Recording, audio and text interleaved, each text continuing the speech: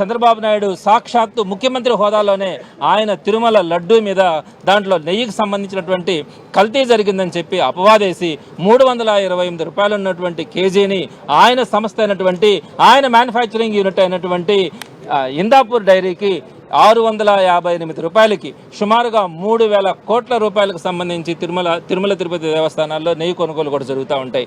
ఆ సందర్భంగా ఈయన దానికి 358 రూపాయల నుంచి 650 రూపాయలకు పైగా ఈ కేజీ నెయ్యి ధరని పెంచుకొని వారి మ్యానుఫ్యాక్చరింగ్ యూనిట్కి ఈరోజు కాంట్రాక్ట్ ఇచ్చుకున్నటువంటి పరిస్థితి, ఇంతకంటే దారుణమైనటువంటి పరిస్థితి ఇంకోటి ఉండదు. ఇంకొకటి మీరు చెప్పినటువంటిది ఏంటి, ఏఆర్ డైరీ నుంచి వచ్చినటువంటి 4 ట్యాంకర్లలో కల్తీ ఉందని చెప్పారు. అసలు ఆ కల్తీ ఎప్పుడు జరిగింది?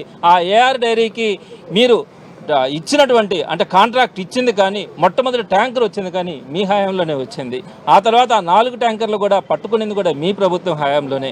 ఆ తర్వాత అవి తిరిగి వైష్ణవి డైరీ ద్వారా మళ్ళీ టీటీడీలోకి వచ్చింది కూడా మీ ప్రభుత్వం హయాంలోనే. మొత్తం జరిగింది కూడా పొరపాట్లు ఏదైనా ఉంటే మీ ప్రభుత్వంలోనే జరిగినాయి.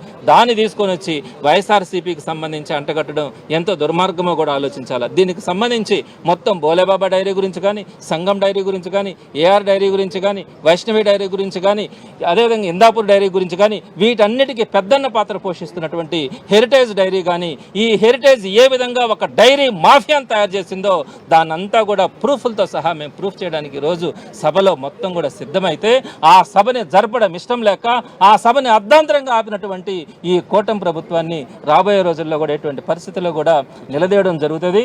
ఖచ్చితంగా చర్చ పూర్తయ్యేంత వరకు కూడా వైఎస్ఆర్సీపీ పట్టుబడడం కూడా జరుగుతుంది.